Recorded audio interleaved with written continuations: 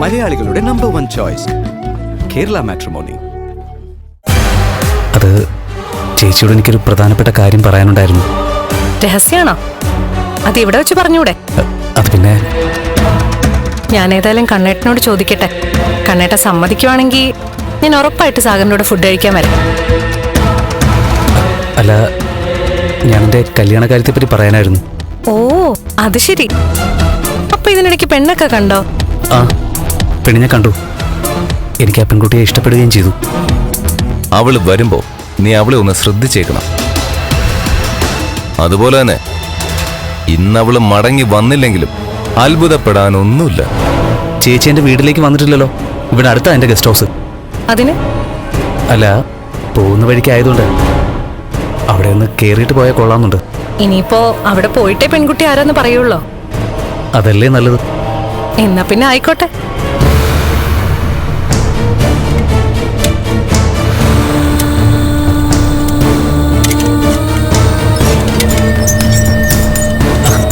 വായിച്ച്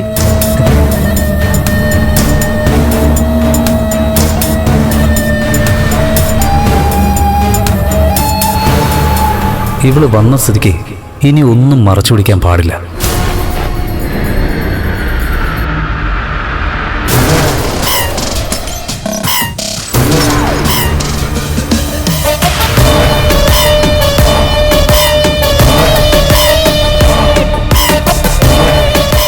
അതെ, ഇപ്പോഴെന്നോട് പറഞ്ഞില്ല ആര്യ സാഗർ കല്യാണം കഴിക്കാൻ പോകുന്നതെന്ന്. പറയാം. അല്ല, അതിനു വേണ്ടിയിട്ടാണല്ലോ ചേച്ചിയെ ഞാൻ ഇങ്ങോട്ട് കൂട്ടിക്കൊണ്ട് വന്നത്. പിന്നെ എനിക്കൊപ്പം ഇങ്ങോട്ട് വന്നത് ആരെങ്കിലും സംശയിക്കുമെന്നുള്ള ഭയം ചേച്ചിക്കുണ്ടോ? എന്തായാലും എന്റെ ഭർത്താവ് എന്നെ സംശയിക്കില്ല.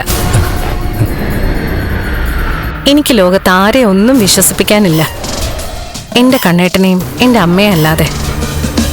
അവർക്ക് രണ്ടുപേർക്കും എന്നെ നന്നായിട്ടറിയാം. ആ, പിന്നെ പറയുന്നവരെന്താന്ന് വെച്ചാൽ പറയട്ടെ.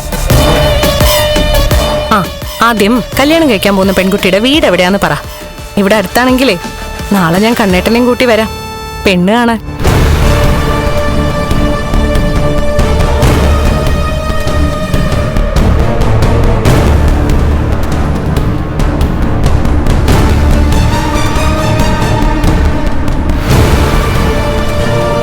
നീയാണ് ആ പെൺകുട്ടിയെന്ന് നിനക്ക് മനസ്സിലായി.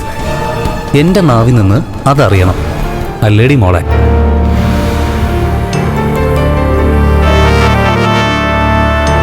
ഇനി അതേപ്പറ്റി പറയാൻ വേറെ എവിടെയെങ്കിലും പോണെന്ന് പറയോ? ഏയ്, ഒരിക്കലുമില്ല. ഞാൻ വിവാഹം കഴിക്കാൻ പോകുന്ന പെൺകുട്ടി ഇവിടെ തന്നെയുണ്ട്. ഇവിടെയോ? അത് ശരി. അപ്പൊ ആരും അറിയാതെ വിളിച്ചിറക്കി കൊണ്ടുവന്ന് ഇവിടെ താമസിപ്പിച്ചിരിക്കുക. അത് ശരിയല്ല. ആ പെൺകുട്ടിയുടെ അച്ഛനും അമ്മയും ഇത് അറിഞ്ഞിട്ടുണ്ടെങ്കിൽ അത് വലിയ കഷ്ടമാ സാഗരൻ. അച്ഛനമ്മമാരുടെ ശാപം പിടിച്ചു പറ്റിയിട്ട് ഒരു ബന്ധവും ചെയ്യാൻ പാടില്ല. ഇത്രയൊക്കെ പറഞ്ഞിട്ടും ഞാൻ സ്നേഹിക്കുന്ന പെൺകുട്ടി ആരാണെന്ന് മനസ്സിലായില്ലേ? മനസ്സിലാവാത്തതുകൊണ്ടല്ലേ ചോദിച്ചത്. ആരാ പെൺകുട്ടി? ആ പെൺകുട്ടിയുടെ പേര് ലച്ചു എന്നാ. ലച്ചോ? അതെന്താ ചെല്ലപ്പേരാണോ? അതെ, ചെല്ലപ്പേര് തന്നെയാ. ഞാൻ അവൾക്കിട്ട ചെല്ലപ്പേര്. എന്നിട്ട് സാഗറിന്റെ ലച്ചു എവിടെ? എന്റെ ലച്ചു എന്റെ മുമ്പിൽ തന്നെയുണ്ട്. ഞാൻ ആദ്യം മേഡോന്നും പിന്നെ ചേച്ചിയെന്നും വിളിച്ച എന്റെ ലക്ഷ്മി. ആ ലക്ഷ്മിക്ക് ഞാനിട്ട പേരാണ് ലച്ചു.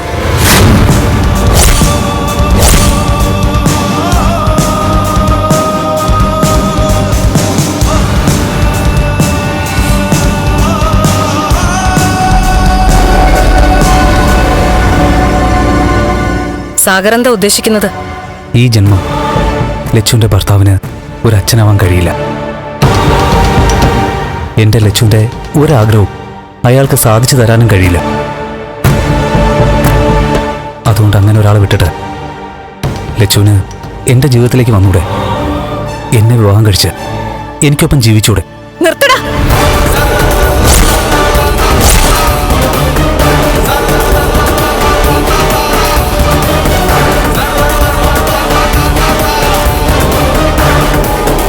കണ്ടോ കണ്ടോടാ നീ ഇത്?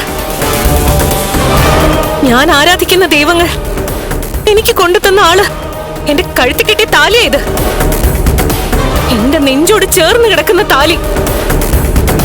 ഇത് പൊട്ടിച്ചെറിഞ്ഞിട്ട് നിന്നെ പോലെ ഒരുത്തന്റെ കൂടെ ഞാൻ വരുമെന്ന് കരുതിയോ?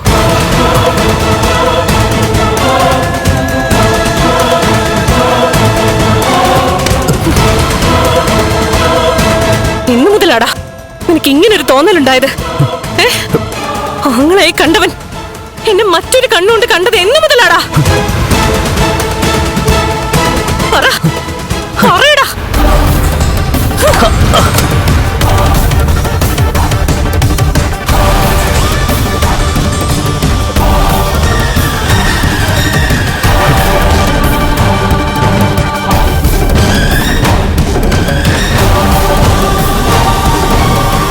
പെണ്ണൊന്ന് ചിരിച്ച, ഇത്തിരി സ്നേഹം കാണിച്ച, കുറച്ച് സ്വാതന്ത്ര്യം തന്ന, കൂടെ സഞ്ചരിച്ച, അതോടെ നീയൊക്കെ അവളെ നോക്കുന്നത് തെറ്റായ കണ്ണിലൂടെയാ.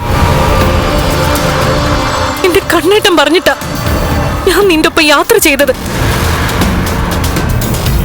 ഇന്നൊന്നിച്ചൊരു ഹോട്ടലിൽ നിന്ന് ഫുഡ് കഴിക്കണമെന്ന് നീ പറഞ്ഞപ്പോ പോലും എന്റെ ഭർത്താവിന്റെ അനുവാദത്തോടെയാ ഞാൻ നിന്റെ കൂടെ വന്നത്.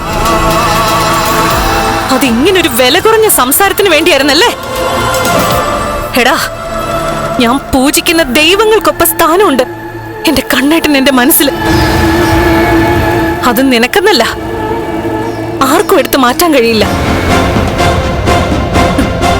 നീ തന്ന ഈ സാരി ഉണ്ടല്ലോ, വിഷുവിന് തന്ന സാരി, ഇത് ആങ്ങളെ പെങ്ങൾക്ക് തന്ന സാരിയാണെന്നാ ഞാൻ കരുതിയത്. ഇതിപ്പോ തന്നെ എനിക്ക് കത്തിച്ചളയാൻ തോന്നാ.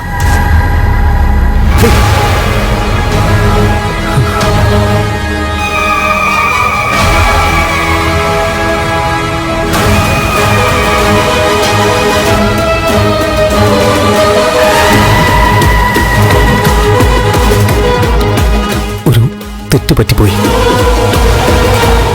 ദേവിയത് ഇതൊന്നും കണ്ണൻ സാർ അറിയരുത്. എന്റെ ഭർത്താവ് അറിയാത്തതായിട്ട് എന്റെ ജീവിതത്തിൽ ഒന്നുമില്ലടാ. ഞാൻ വേണമെങ്കിൽ ജോലി രാജിവെച്ച് പൊയ്ക്കോളാം. എന്നാലും സാറിനോട് ഇതൊന്നും പറയരുത്. ഞാൻ കാല് പിടിക്കാം. നീ കാലും പിടിക്കണ്ട, കൈയും പിടിക്കണ്ട. മര്യാദയ്ക്ക് എന്നെ കൊണ്ടുവിട്. ഇത്രയും നാളും കൂടെ നടന്നപ്പോഴൊക്കെ കഴുകനെ പോലെ നീ എന്നെ നോക്കിയതല്ലേ? കൊത്തി വലിക്കാൻ. ഒരിക്കലും അല്ല ചേച്ചി. ഓ, ലച്ചു പോലും.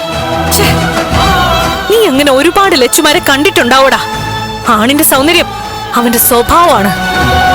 സംസ്കാര ശൂന്യനായ ഒരുത്തനെ ഒരു പെണ്ണ് സ്നേഹിക്കില്ലടാ. ഞാൻ ഒരുത്തന്റെ കാര്യം നിന്നോട് പറഞ്ഞിട്ടുണ്ടല്ലോ, ഒരു മേഘനാഥന്റെ. അവനേക്കാളും താഴെയാടാ എന്റെ മനസ്സിൽ ഇപ്പൊ നിന്റെ സ്ഥാനം. അവൻ എന്നെ സംബന്ധിച്ചിടത്തോളം ഒരു അന്യനാ. അവനെ ഞാൻ സ്നേഹിച്ചിട്ട് പോലുമില്ല, പരിചയപ്പെട്ടിട്ടില്ല. എന്നാ നിനക്കൊരു അനിയന്റെ സ്നേഹം ഞാൻ ഒരുപാട് തന്നു. എന്നിട്ടാ നീ എന്നോടിപ്പൊ മോശമായിട്ട് സംസാരിച്ചത്. കണ്ണേട്ടന് വൈകല്യമുണ്ട്. അത് അദ്ദേഹത്തിന്റെ മനസ്സിനല്ല, ശരീരത്തിന്. നിന്നെ പോലെ വൈകല്യം ബാധിച്ച മനസ്സുള്ള ഒരുത്തനെ അതേ രീതി ചിന്തിക്കുന്ന ഒരു പെണ്ണ് മാത്രമേ സ്നേഹിക്കൂ. അവൾക്കേ നിന്നെ ഉൾക്കൊള്ളാൻ പറ്റൂ. അതുകൊണ്ട് പറഞ്ഞത് കേട്ടില്ലേ, എന്നെ കൊണ്ടുവിടാൻ. ശരി ചേച്ചി.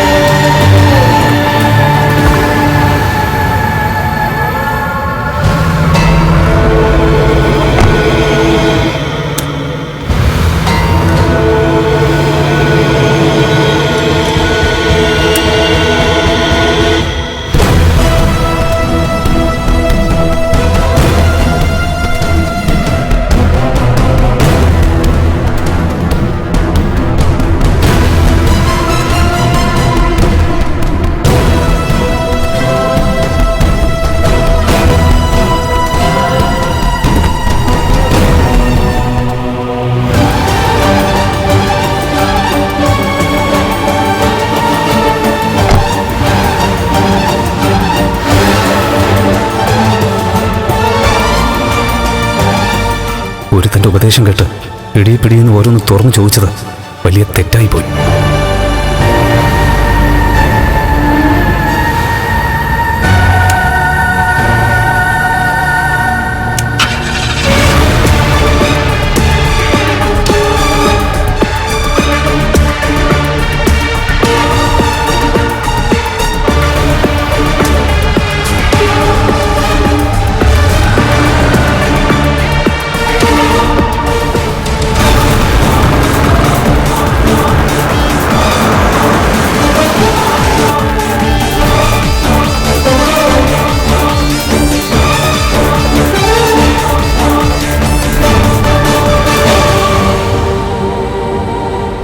ഞാൻ എത്രമാത്രം ഇവനെ സ്നേഹിച്ചതാ. എന്റെ കണ്ണേട്ടൻ അനുവദിച്ചതുകൊണ്ട് ഒരു മടിയും കൂടാതെ പേടി കൂടാതെ ഇവനൊപ്പം യാത്ര ചെയ്തതാ. എന്നിട്ട് അവസാനം അവന്റെ ഉള്ളിൽ അസുരം പുറത്തു വന്നു.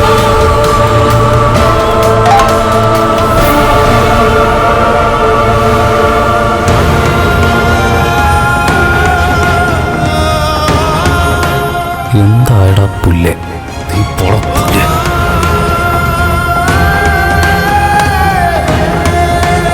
സാഗർ, വണ്ടി നിർത്ത്. ഓഫീസായിട്ടില്ല ചേച്ചി. ആ വണ്ടി നിർത്താനല്ലേ നിന്നോട് പറഞ്ഞേ?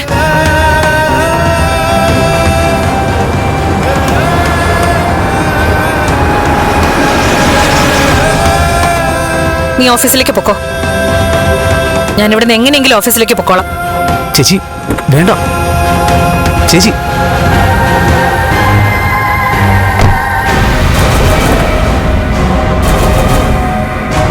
ചേച്ചി ചേച്ചി പോവാനല്ലേ നിന്നോട് പറഞ്ഞത്? ചേച്ചി നിന്നെ എനിക്ക് അധിക സമയം കാണാൻ പറ്റില്ല. സ്നേഹിക്കുന്നവർ ശത്രുക്കളായി കഴിഞ്ഞാ അവരോട് തീർത്താ തീരാത്ത വെറുപ്പായിരിക്കും. പിന്നെ പൊയ്ക്കോ, നീ പോ.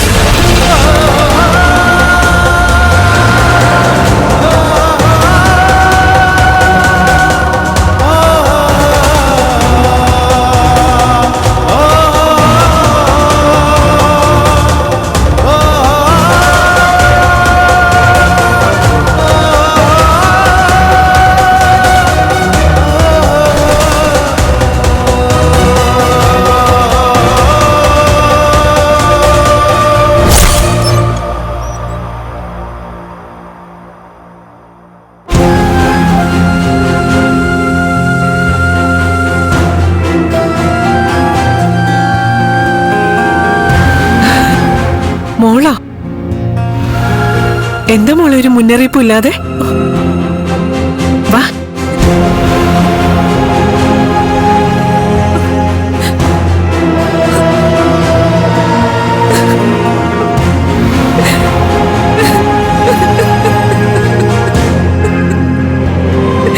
എന്താ മോളെ, എന്തു പറ്റി?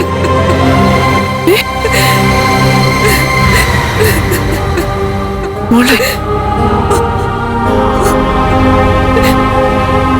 എന്താ?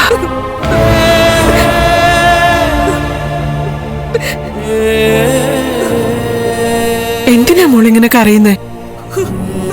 കണ്ണനുമായിട്ട് എന്തെങ്കിലും വഴക്കുണ്ടോ? അല്ലെങ്കിൽ മോളെ അവിടെ ആരെങ്കിലും എന്തെങ്കിലും പറഞ്ഞോ? ഇല്ലമ്മ, കണ്ണേട്ടൻ്റെ ഒരു നോട്ടം കൊണ്ട് പോലും എന്നെ വേദനിപ്പിക്കാറില്ല. ഈ കഴിഞ്ഞ ദിവസം കുറച്ച് വൈകിയായിരുന്നു. അന്നേരം മാത്രം എന്നെ വഴക്ക് പറഞ്ഞത്, ഫോൺ എടുക്കാത്തതിന് എന്നോട് മുഖം കറുത്ത് സംസാരിച്ചത്, എന്നോട് പിണങ്ങിയത്. പിന്നെ എന്താ മോൾക്ക് പറ്റിയത്? ഒന്നുമില്ലമ്മ.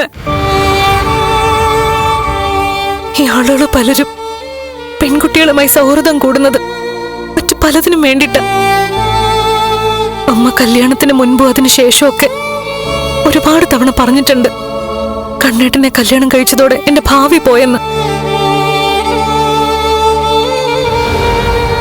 എന്നാൽ അത് ശരിയല്ലമ്മ. കണ്ണേട്ടനെ പോലത്തെ ആൾക്കാരെ കണ്ടെത്താൻ ഇന്നത്തെ കാലത്ത് ബുദ്ധിമുട്ടാ. ഇതൊക്കെ എന്തിനാ മോളിപ്പോ പറയുന്നത്? പറയേണ്ടി വന്നു. ആരെങ്കിലും മോളോട് മോശമായിട്ട് സംസാരിക്കുകയോ പെരുമാറുകയോ അങ്ങനെ എന്തെങ്കിലും ചെയ്തോ? അതേപ്പറ്റി ഇനിയൊന്നും ഞാൻ അമ്മയോട് പറയുന്നില്ലമ്മേ. പറഞ്ഞ എനിക്കെന്റെ ചോര തിളയ്ക്കും. കൂടപ്പിറപ്പിനെ പോലെ കൊണ്ടു നടക്കുന്നവര് പെട്ടെന്ന് മൃഗത്തെ പോലെ ചിന്തിച്ചു കഴിഞ്ഞാ എന്ത് ചെയ്യും അമ്മ? മോൾക്കിപ്പോ ഏത് നേരം കൂട്ടായിട്ട് വരുന്നത് ആ സാഗർ എന്ന് പറയുന്ന ആ ചെറുപ്പക്കാരനാണല്ലോ. അവനെ പറ്റിയാണോ മോള് പറയുന്നത്? ആരെ പറ്റിയല്ല. എനിക്കൊന്ന് കുളിച്ച് ഫ്രഷ് ആവണം. എന്നിട്ട് വേഷമൊക്കെ മാറി അമ്പലത്തിലേക്കൊന്ന് പോണം. അത് കഴിഞ്ഞേ ഇനി വീട്ടിലേക്ക് പോകുന്നുള്ളൂ. അമ്മയുടെ അടുത്തും അമ്പലത്തിലെ ദേവിയുടെ അടുത്തും ചെന്ന് നിൽക്കുമ്പോഴാ മനസ്സിന് വല്ലാത്തൊരാശ്വാസം ഉള്ളത്. ഞാനൊന്ന് കുളിച്ചിട്ട് വരാമേ.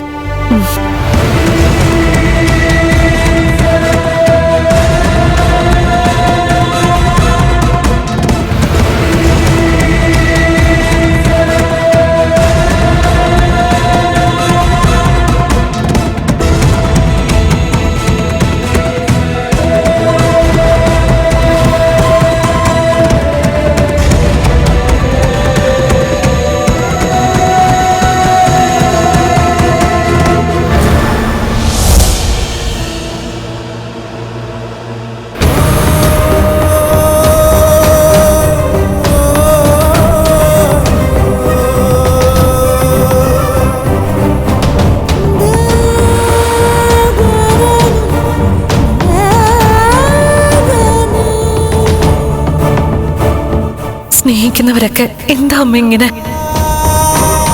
നല്ലവനാണെന്ന് കരുതി ഹൃദയത്തോട് ചേർത്ത് നിർത്തിയതാ ഞാൻ അവനെ. എന്നിട്ട് ഒരു നിമിഷം കൊണ്ടാണല്ലോ അവന്റെ സ്വഭാവം മാറിയത്.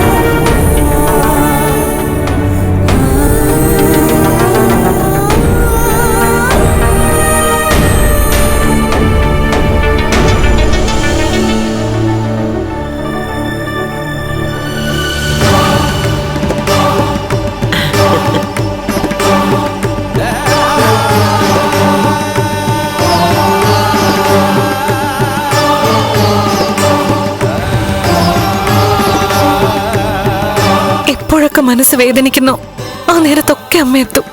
ഇപ്പോഴത്തെ മോളുടെ നൊമ്പരവും എന്തുകൊണ്ടാണെന്ന് അമ്മയ്ക്ക് അറിയാമോളെ. നമ്മുടെ മുന്നിൽ ചിരിച്ചുകൊണ്ട് നിൽക്കുന്നവരൊന്നും നല്ലവരാണെന്ന് നമ്മൾ കരുതരുത് മോളെ. എന്നാൽ നന്മ ആവശ്യത്തിലധികമുള്ള ഒരാള് മോൾക്കൊപ്പമുണ്ട്. മോളുടെ കഴുത്തിൽ താലി കെട്ടിയ ആള്. അതറിയാം അമ്മേ. ആ വിശ്വാസം ഓരോ ദിവസം കഴിയും തോറും കൂടിക്കൂടി വരിക. അതിനിയും കൂടും മോളെ. ആ മോൻ അത്രയ്ക്ക് നല്ലവനാ. കഴിഞ്ഞ ജന്മത്തില് കൃഷ്ണനും രാധയും പോലെ ജീവിച്ചവരാ നിങ്ങള് രണ്ടാളും. അതുകൊണ്ടാണ് ഈ ജന്മം ആ മോനും മോൾക്കും ഒന്നിക്കാൻ കഴിഞ്ഞത്. അതുകൊണ്ട് മോളുടെ മനസ്സ് പതറില്ല. അതറിയാതെ മോളെ ചതിക്കാൻ വരുന്നവർക്കൊക്കെ അബദ്ധം പറ്റത്തേയുള്ളൂ.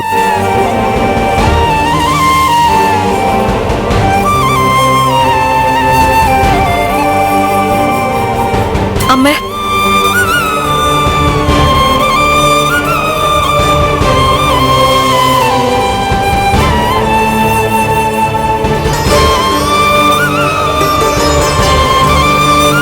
കാണുമ്പോഴൊക്കെ ചോദിക്കണമെന്ന് കരുതും. അമ്മയുടെ വീട് എവിടെയാ? എനിക്കങ്ങനെ പ്രത്യേകിച്ച് വീടും കൂടും ഒന്നും ഇല്ല മോളെ. ഇപ്പൊ മോൾ എന്നെ പറ്റിയല്ല അറിയേണ്ടത്, മോൾക്ക് ചുറ്റിനുമുള്ളവരെ പറ്റിയാ. ആർക്കാ ഇപ്പൊ കുടുംബത്തിലൊരു അപകടം ഉണ്ടായത്? എന്താമ്മേ? ചോദിച്ചതിന് സമാധാനം പറ മോളെ. കുടുംബത്ത് ആർക്കോ ഒരാൾക്ക് അപകടം ഉണ്ടായില്ലേ? ഉണ്ടായി അമ്മേ. എന്റെ കണ്ണേട്ടന് വരേണ്ട അപകടം ഒഴിഞ്ഞു മാറിപ്പോയതാ. പക്ഷേ അപകടത്തിൽപ്പെട്ടത് കണ്ണേട്ടന്റെ അമ്മാവന്റെ മോനാ. അതെ, അവന് അപകടത്തിൽപ്പെട്ടതല്ല, അവനെ പെടുത്തിയതാ. ആര്? അമ്മ എന്തായി പറയുന്നേ? അമ്മ ഒരിക്കലും വെറുമ്പാക്ക് പറയാറില്ല മോളെ. മോളുടെ ഭർത്താവിന് പകരം അപകടത്തിൽപ്പെട്ടവൻ ഇതിലും വലിയ അപകടകാരിയാണ്. അവനെ സൂക്ഷിക്കണം കേട്ടോ.